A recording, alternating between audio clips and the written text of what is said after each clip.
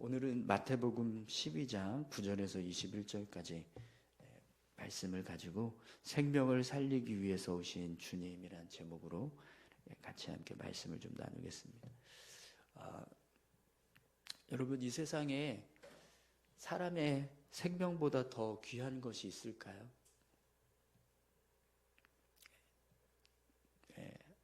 사람의 생명보다 귀한 것은 없습니다. 그렇죠? 네. 왜냐하면 사람의 생명은 한 사람이라도 천하보다 귀하기 때문입니다. 하나님께서 사람의 생명을 창조하실 때 그렇게 천하보다 귀한 존재로 창조하셨습니다. 그럼 여러분, 양 100마리를 살리기 위해서 한 사람을 혹시 죽일 수 있을까요? 어떠세요? 양 100마리를 살리려고 하는데 한 사람의 생명을 희생시켜야 된다. 그러면 하실 수 있으시겠습니까? 네, 없죠. 네. 양을 살리기 위해서 사람을 죽이는 일은 절대로 할 수 없을 겁니다. 그러면 양 1000마리는 어떠세요? 네, 10,000마리는요? 네, 10,000마리. 아무리 많은 양이라도 그 양을 살리겠다고 사람의 생명을 죽이는 일은 할 수 없습니다. 그럼 반대로요, 한 사람을 살리기 위해서 양 100마리를 희생해야 된다. 그러면 여러분 어떻게 하시겠습니까? 하실 수 있으시겠습니까? 이렇게 대답을 못하세요. 아까우세요, 양 100마리가? 네, 하실 수 있으시죠? 네, 한 사람을 살리기 위해서 양 100마리를 희생해야 된다라고 한다면 우리는 충분히 할 수 있습니다. 그럼 1000마리를 희생시켜야 된다. 그럼 어떠시겠어요? 그래도 하실 수 있으시겠죠? 네, 그럼 10,000마리, 10,000마리. 네, 아무리 많은 양이라도 한 사람을 살릴 수만 있다면 얼마든지 양을 희생시킬 수 있을 겁니다. 네, 예수님도요, 한 사람을 살리기 위해서 수많은 돼지떼를 죽게 하셨던 사건이 있습니다. 마태복음 8장에 보면 거라사 지방에서 귀신 들린 사람을 고치실 때 그 사람에게서 나왔던 귀신이 군대 귀신이었는데 그 군대 귀신이 때마침 옆에 있던 그 돼지떼에 들어가겠다고 해서 돼지떼에 들어갔을 때 그것들이 물속으로 다 빠져서 죽게 되는 그런 사건이 있죠. 한 사람을 살리기 위해서 예수님도 수많은 돼지떼를 희생시켰던 그런 일을 하셨습니다. 그렇게 하셨던 이유는요, 그만큼 사람의 생명이 존귀하기 때문에 그렇습니다. 하나님께서 우리를 창조하실 때 그렇게 존귀한 자로 우리를 창조하셨습니다. 그래서 창세기 말씀에 보면 하나님이 우리를, 인간을 창조하실 때만큼만 하나님의 형상을 따라서 창조하셨다, 이렇게 말씀을 하십니다. 하나님의 형상을 닮은 존재로 이 세상 가운데서 유일하게 창조된 존재가 바로 사람입니다. 그러니까 사람은요, 정말 천하보다 귀합니다. 그렇다면 여러분, 하나님께서 이렇게 사람을 존귀하게 창조하셨고 또 그렇게 존귀한 자로 여기신다면 그 하나님을 믿는 하나님의 사람들은 사람의 생명을 어떻게 생각해야 될까요? 마찬가지로 존귀하게 생각해야 합니다. 우리가 하나님을 믿고 하나님을 섬기는 사람들이라면 당연히 하나님께서 한 생명을 천하보다 귀하다라고 하는 그런 마음을 가지고 계신다면 우리도 마찬가지로 그 마음을 동일하게 품어야 할 겁니다.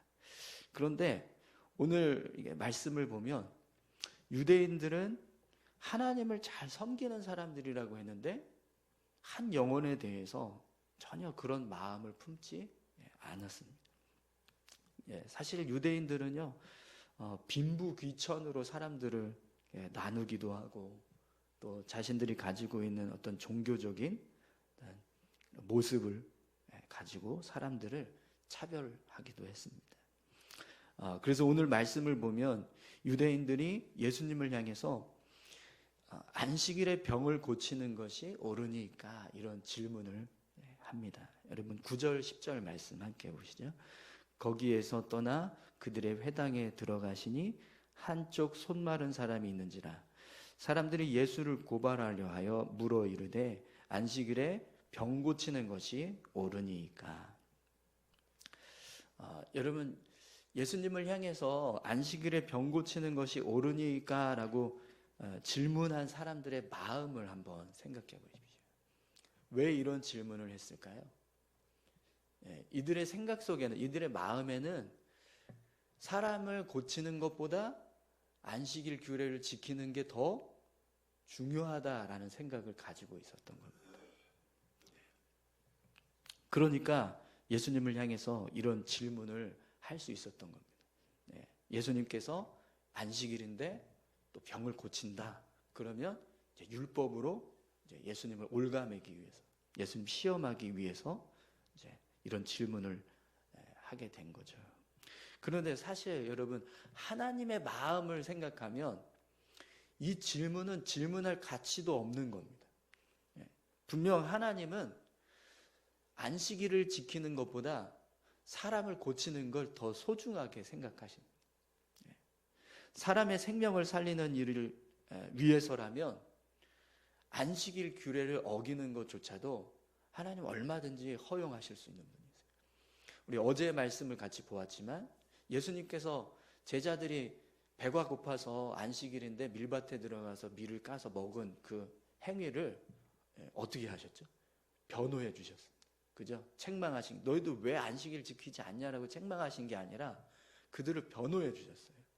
배고픔을 달래는 것만으로도 예수님께서 안식일을 어기는 일을 했지만 그것조차도 허용을 하셨다면 안식일에 사람을 고치는 일을 한다, 사람의 생명을 살리는 일을 한다, 그렇다면 그건 더더욱 하나님께서 기뻐하시는 일일 겁니다.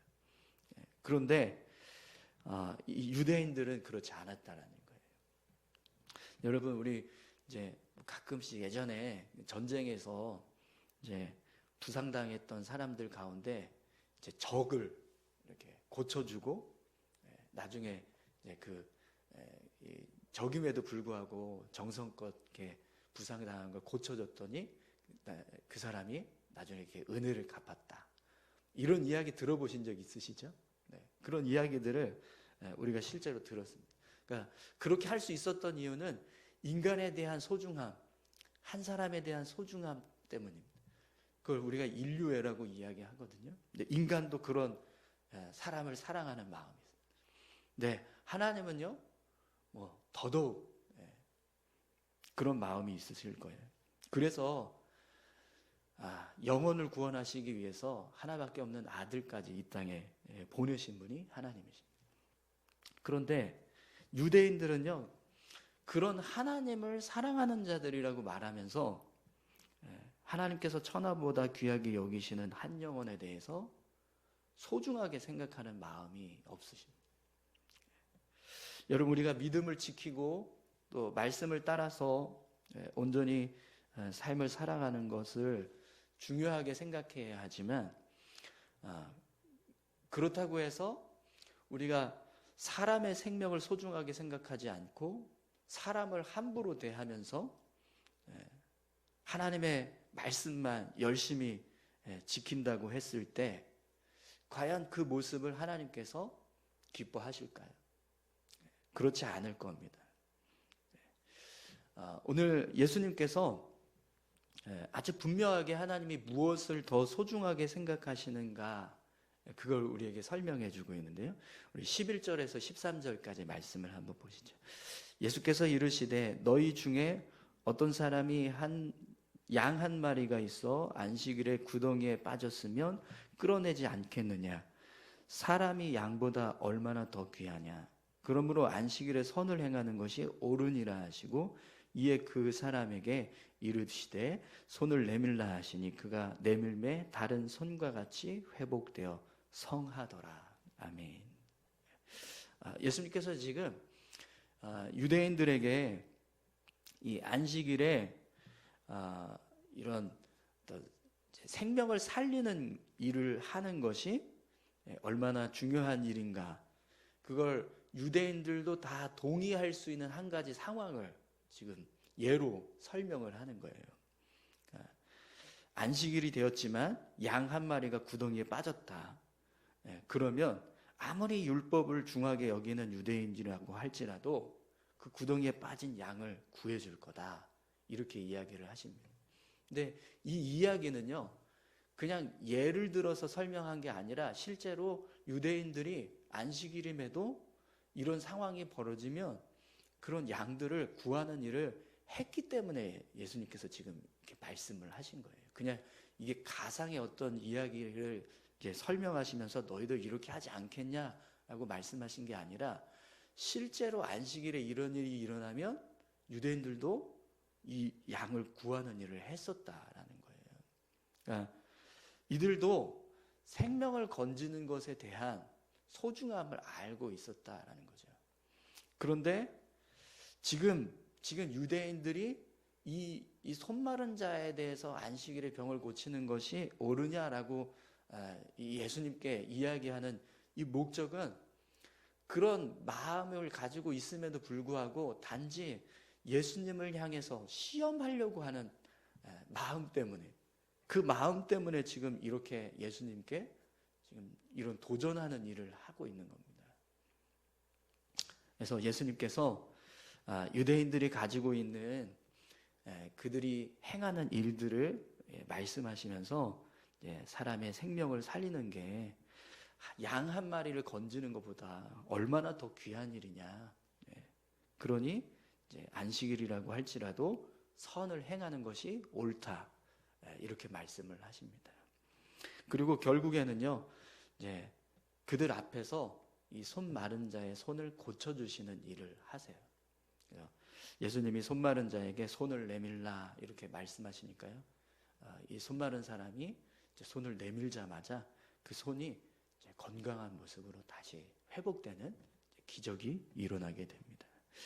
근데 여러분, 오늘 본문에서 예수님이 이 손 마른 자의 이 손을 고쳐주신 이 사건도 잘 보시면 사실은 안식일 규례를 어긴 모습이 전혀 없습니다. 예수님이 손 마른 자에게 뭐라고 말씀하셨죠? 그냥 손을 내밀라 이렇게 말씀하셨잖아요. 그리고 이 손 마른 자도 손을 내민 것 말고는 한 게 없습니다. 근데 여러분, 안식일에 유대인들도 아무리 여러 가지 규례를 가지고 있지만 말하지 말라라는 규례는 없어요. 그러니까 예수님은 어떤 노동도 하신 게 아니라 그냥 안식일에 할 수 있는 말을 하셨어요. 손 내밀라라고 하는 말 한마디만 하셨어요. 그리고 손 마른 자가 행한 이 손을 내미는 행위도요, 안식일 규례에 위배되는 행위가 아닙니다. 그러니까 손을 내미는 건 노동이 아니에요. 유대인들도 손을 이렇게 사용하지 마라 이렇게 금지하지는 않거든요. 손을 내밀지 마라 이렇게까지 세부적으로 안식일 규례를 만들어서 금지하고 있지는 않다라는 겁니다. 그러니까 지금 이 손 마른 자를 고치는 이 상황에서 예수님도 그렇고 손 마른 자도 그렇고 안식일 규례를 어겼다 이렇게 말할 수 있는 행위를 한 게 하나도 없어요. 거기다가 더 중요한 사실은 손이 고쳐졌을 때 여러분, 이 손 마른 자의 손을 고치신 분이 누구시죠? 예수님께서 하신 일이긴 하지만 근본적으로 이런 일들이 일어나는 걸 주관하시는 분이 누구십니까? 하나님이시잖아요. 그죠? 그러면 지금 손 마른 사람의 손을 고쳐주신 건 누가 하신 거예요? 하나님이 하신 겁니다. 그런데 바리새인들이 만약에 이 손 마른 자의 손을 고쳤다고 해서 그걸 뭔가 이렇게 불만을 가지고 지적을 하거나 책망을 하는 일이 일어난다면 그건 누구를 향해서 하는 일이 되는 거예요? 하나님, 그죠? 하나님이 행하신 일을 부정하고 하나님께서 행하신 일에 대해서 지적하는 그런 일이 돼버린다는 거예요. 그러니까 결국에는 예수님께서 이 손 마른 자의 이 손을 고쳐주신 행위 안에 안식일 규례를 범한 어떤 모습도 없습니다. 그런데 오늘 본문 말씀을 보시면 이 모습을 지켜보고 있던 바리새인들이 어떻게 합니까? 예수님을 죽일 계획을 세웁니다. 14절 말씀 보시죠. 바리새인들이 나가서 어떻게 하여 예수를 죽일까 의논하거늘. 바리새인들은요, 지금 하나님을 사랑하는 마음, 하나님을 신뢰하고 하나님의 뜻 가운데서 삶을 살아가겠다라고 하는 그런 어떤 믿음의 모습, 사실은 전혀 없습니다. 전혀 없어요. 그냥 단지 자기들이 가지고 있는 종교적인 신념, 또 자신들이 정해놓은 규칙, 그걸 가지고 그냥 이 상황을 다 판단해버리고 정죄하는 일을 하고 있는 거죠. 그럼 여러분, 과연 이 모습이 하나님 앞에서 합당하게 여겨질 수 있을까요? 없습니다. 예수님께서 행하신 이 모든 일들 가운데 율법에 어긋나는 일은 하나도 없습니다. 그럼에도 불구하고 마치 그것을 율법을 어긴 것처럼 매도하고 부정하는 이 바리새인들의 모습은 오히려 하나님 앞에서 죄가 되는 거예요. 심지어 하나님의 아들 되시는 예수님을 죽이려고 하는 계획을 세웠다라는 것은, 이것은 정말 악한 일입니다. 여러분, 하나님 사랑하십니까? 여러분, 예수님 믿으십니까? 그렇다면 정말 한 영혼을 천하보다 귀하게 여기시기를 소망합니다. 아무리 내가 가지고 있는 어떤 기준, 생각, 내가 살아왔던 어떤 삶의 어떤 습관들, 그런 것들이 중요하다라고 할지라도 그것을 가지고 다른 사람 함부로 정죄하거나 평가하거나 비난하면 안 된다는 것. 하나님은요, 한 사람을 소중하게 생각하십니다. 어느 누구도 함부로 비난받거나 함부로 정죄하거나 함부로 차별하거나 천대하는 그런 모습으로 만드신 분이 없다라는 거예요. 우리는요, 하나님을 사랑하는 사람들입니다. 그렇다면 하나님께서 한 영혼을 천하보다 귀하게 여기시는 그 마음을 동일하게 품어야 될 줄로 믿습니다. 오늘 저와 여러분들이 정말 한 사람, 한 영혼 귀하게 여기고 존귀하게 대하는 그런 믿음의 모습이 우리 안에 있기를 간절히 소망합니다. 그래서 여러분, 예수님도요, 당신이 이 땅에 오신 목적을 아주 분명하게 오늘 말씀하고 계세요. 예수님 왜 이 땅에 오셨는가? 여러분, 그 이유를 한번 보시죠. 15절에서 우리 21절까지 말씀인데요. 예수께서 아시고 거기를 떠나가시니 많은 사람이 따르는지라. 예수께서 그들의 병을 다 고치시고 자기를 나타내지 말라 경고하셨으니, 이는 선지자 이사야를 통하여 말씀하신 바, 보라 내가 택한 종 곧 내 마음에 기뻐하는 바 내가 사랑하는 자로다. 내가 내 영을 그에게 줄 터이니 그가 심판을 이방에 알게 하리라. 그는 다투지도 아니하며 들레지도 아니하리니 아무도 길에서 그 소리를 듣지 못하리라. 상한 갈대를 꺾지 아니하며 꺼져가는 심지를 끄지 아니하기를 심판하여 이길 때까지 하리니, 또한 이방들이 그의 이름을 바라리라 함을 이루려 하심이니라. 아멘. 여러분, 말씀을 보시면 예수님께서 손마른 자를 고치시고 난 다음에 회당을 떠나셨어요. 그런데 그날 계속해서 사람들이 예수님께 나옵니다. 병든 사람들이 나와요. 그때 예수님은요, 자신에게 찾아오는 모든 병든 사람들을 다 고쳐주셨습니다. 안식일 날 병을 고친다라고 해서 바리새인들이 예수님을 죽이려고 계획을 세웠습니다. 그래서 그걸 알고 회당을 해서 나와서 다른 곳으로 피신했거든요. 그런데도 불구하고 예수님이 또 병든 사람들이 예수님께 찾아오니까 계속 그 병든 사람들을 고쳐주신, 바리새인들이, 유대인들이 예수님을 죽이려고 하는데도 불구하고 예수님은 멈추지 않고 병든 사람들의 병을 고쳐주셨습니다. 예수님께서 이 땅에 오신 목적은요, 사람을 살리시기 위해서 이 땅에 오셨다는 거예요. 한 영혼이라도 더 구원하시기 위한 일을 하신 거죠. 심지어 예수님은 자기 생명보다 더 다른 사람의 생명을 소중하게 생각하시고 그 사람을 살리시기 위한 일을 하셨던 겁니다. 오늘 저와 여러분들이요, 그런 모습으로 한 사람을 대하시고 또 영혼을 살리는 일에 힘쓰실 수 있었으면 좋겠습니다. 뿐만 아니라 오늘 말씀을 보시면 이사야 선지자의 예언을 통해서 예수님이 이 땅에 오신 이유를 설명합니다. 예수님께서 이사야 선지자의 이 말씀을 가지고 복음이 이제 온 땅에 전파될 거다라고 하는 말씀을 하세요. 그런데 이 이사야의 예언을 보시면 예수님께서 베풀어 주시는 이 구원의 은혜가 누구에게 선포된다라고 말씀합니까? 18절에 보시면 내가 사랑하는 자로다. 내가 내 영을 그에게 줄 터이니 그가 심판을 이방에 알게 하리라. 이렇게 말씀합니다. 21절에도 보시면 이방들이 그의 이름을 바라리라 함을 이루려 하심이니라. 이렇게 말씀을 하고 계시죠. 예수님의 구원이 유대인들에게만 선포되는 게 아니라 이방 땅에도, 이방인들에게도 선포된다라고 말씀하고 있습니다. 그것도 심지어 이걸 예수님께서 말씀하신 게 아니라 이사야, 구약의 이사야 선지자가 예언한 말씀을 가지고 이렇게 지금 예수님께서 자신이 이 땅에 오신 모습을, 이유를 설명하고 계시는 거예요. 그런데 여러분, 이 말씀이 굉장히 중요한 의미를 담고 있습니다. 왜 그러냐면 유대인들은 구원이 유대인들에게만 있다라고 생각했거든요.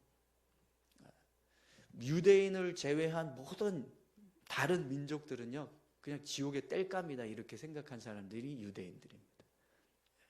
그런데 지금 예수님께서 선포하실 구원의 은혜가 이방인들에게 전달될 거라고 말씀을 하세요. 이방인들에게 선포될 거라고. 그걸 지금 예수님이 직접 말씀하신 것이 아니라 이사야 선지자의 예언을 통해서 그렇게 말씀하고 계신다는 거죠. 그럼 여러분, 이 모습을 유대인들이 본다면 이 말씀을 오늘 이제 우리는 이게 성경을 통해서 보고 있지만 만약에 유대인들이 이 말씀의 내용을 들었다면 어떻게 생각할까요? 정말 놀랍게 여길 겁니다. 왜냐하면 구원은 우리에게만 있는데 라고 생각했던 사람들인데 그 구원이 우리뿐만 아니라 이방인들에게도 주어지게 된다라고 하나님께서 그걸 말씀하고 계시기 때문이죠. 그런데 유대인들은요, 그 이방인들을 지옥의 땔감이라고 생각했어요. 그래서 개처럼 여기고 미워하고 그들과 전혀 상종하지 않고 이러면서 살았거든요. 그런데 예수님은 그게 아니라 그들에게도 구원이 있다. 그들도 하나님의 자녀로 세워질 수 있다. 이걸 지금 말씀하셨다는 겁니다.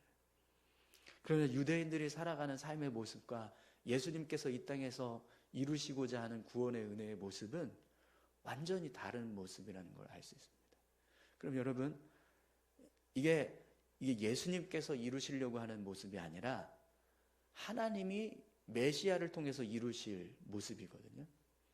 그러면 하나님을 섬기는 유대인들은 이방인을 대할 때 어떻게 대해야 할까요? 그들도 구원이 있다라는 걸 분명하게 인식하고 그들을 구원하기 위한 일을 해야 합니다. 그런데 유대인들이 그런 일을 했냐? 안 했어요. 이방인들을 개처럼 취급했어요. 그리고 그들과 상종하지 않으려고 했어요. 그러니까 유대인들의 모습은 전혀 하나님의 어떤 모습, 하나님께서 이루시려고 하는 구원의 모습과 상반된 모습으로 삶을 살아가셨다는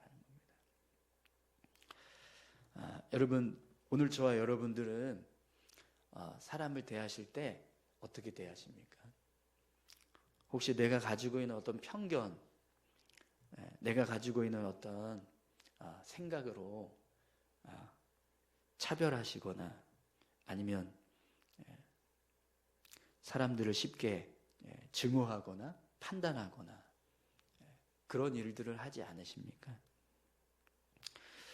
내가 나에게 유익이 되지 않으면 다른 사람에 대해서 함부로 비난하거나 함부로 미워하고 나와 좀 더 잘 관계를 맺지 않으면 불편해하고 차별하고 함부로 대하고 홀대하고 혹시 그런 모습은 없으신가요?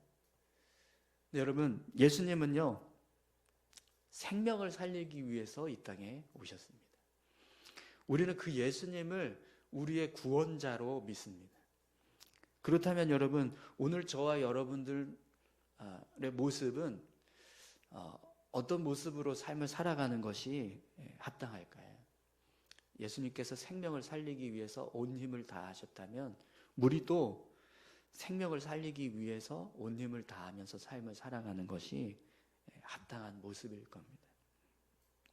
심지어 예수님은 십자가에 달려서 돌아가실 때 이 자기를 십자가에 못 박게 하셨던 유대인들을 향해서 하나님께 기도했습니다. 저들의 죄를 용서해 주십시오. 저들이 행하는 일을 알지 못합니다. 이렇게 말씀하시면서 그들의 죄를 용서해 달라고 그렇게 기도하셨던 분이 예수님이십니다. 그런 예수님을 우리가 믿습니다. 그리고 예수님은요 우리를 향해서도 이렇게 말씀하세요. 마태복음 5장 44절입니다. 나는 너희에게 이르노니 너희 원수를 사랑하며 너희를 박해하는 자를 위하여 기도하라. 예수님께서 우리를 향해서 말씀하신 겁니다.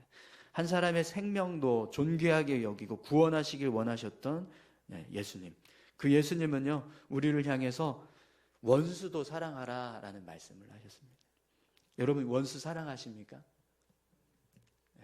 네, 솔직히 말하면 저도 그러지 못했던 것 같습니다. 여러분들은 어떠세요? 여러분 오늘 예수님은 한 사람, 한 영혼, 그 한 영혼을 정말 천하보다 귀하게 여기시고 그 영혼을 살리시기 위해서 자기를 희생하실 만큼 그렇게 생명을 살리는 일에 헌신하셨습니다. 우리는요 그 예수님을 믿는 사람들입니다.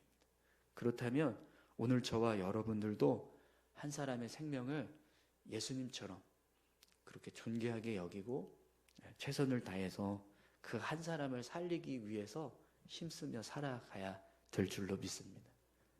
여러분 함부로 사람들 차별하거나 정죄하는 일을 하지 않기를 소망합니다. 또 함부로 사람들을 미워하거나 함부로 비난하거나 판단하거나 그런 일을 하지 않으시기를 간절히 소망합니다. 한 사람 한 사람을 귀하게 여기고 또 그들을 구원하기 위해서 힘쓰셨던 예수님의 모습을 오늘 저와 여러분들도 같이 함께 품고 그렇게 사람을 살리기 위해서 힘쓰는 믿음의 삶 살아가시기를 소망합니다. 우리 다 같이 함께 기도하시겠습니다. 예수님 이 땅에 오신 목적은요 사람을 죽이는 게 아니라 살리는 겁니다. 살리기 위해서 오셨습니다. 그 주님이 오늘 저와 여러분들도 그렇게 살려주셨습니다. 그런 은혜를 가지고 살아가는 저희들의 삶인데 우리도 사람을 살리기 위해서 생명을 건지기 위해서 사람을 소중하게 생각하고 사랑하기 위해서 힘써야 될 줄로 믿습니다. 오늘 우리의 마음에 이런 예수님의 마음 또 하나님의 마음 그런 마음을 품을 수 있게 해달라고 우리가 바리새인들처럼 살아가지 않게 하시고 유대인들처럼 그렇게 살지 않게 하시고 예수님처럼 생명을 소중하게 생각하고 더 사랑하기 위해서 힘쓰는 삶이 될 수 있게 해달라고 우리 다 같이 함께 기도하시겠습니다. 하나님 아버지 감사합니다. 아버지 하나님 오늘 우리의 삶을 다시 한번